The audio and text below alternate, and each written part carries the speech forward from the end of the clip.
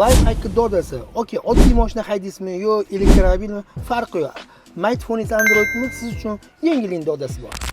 Yana bu bola nimani o'ylab, kontent qotdi deysizlarmi? Sizlar uchun yengillik o'ylab qo'yganman. Bilganlar uchun eslatma, bilmaganlar uchun to'g'rirog'i 90% odam bilmaydi buni. Ularga yengillik bo'ladi. Okey, mashina haydaysiz. Mashinangizda mana bunaqa katta monitor turibdi yoki oddiy mashina bo'ladigan bo'lsa Android smartphone qo'yib olgansiz. Lekin joyi keladi, lokatsiya ishlatishingiz kerak bo'ladi. Ya'ni Telegramda lokatsiyani ochib haydab ketishingiz kerak bo'ladi. U noqulaylik tug'diradi. Mana bu yerga qo'yib qo'ysangiz telefon kichkinalik qiladi yoki telefon bo'lsa, o'sha lokatsiyadan chiqib turishga to'g'ri keladi. Sizga buni 10 son yechimini ko'rsataman. Buning uchun monitoringizga birinchi Telegram ustunovka qo'yamiz va albatta shu telefondagi nomerga bog'lab qo'yamiz. Keyin Telegram shunda ustiga bosib ochamiz va bu yerda lokatsiyani topamiz.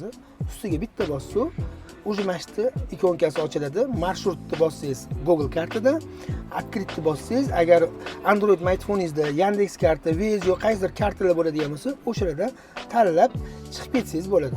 O'sha mana marhamat, bemalol o'sha ochyapti.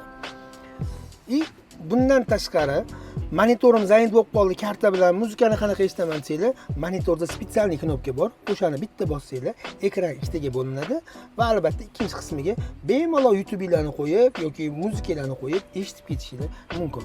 Android smartfonlarda bo'lsa, tepada 3 ta tochka bo'ladi. O'shani bitta bossanglar, ekranni ikkinchi yarmini ochib beradi. Ikkinchi yarmiga xohlagan prilojenalarni qo'yib ishlatib ketsanglar bo'ladi. Telefon bo'lsa, o'zingizlarning qo'lingizda bemalol telefon bo'lsa gaplashib ketaverasizlar. Videomiz foydali bo'lgan bo'lsa, like bosib qo'ying. Okey. Endi like bosmasangiz bo'lmaydi, shunda qancha mehnat qilyapmiz-yu.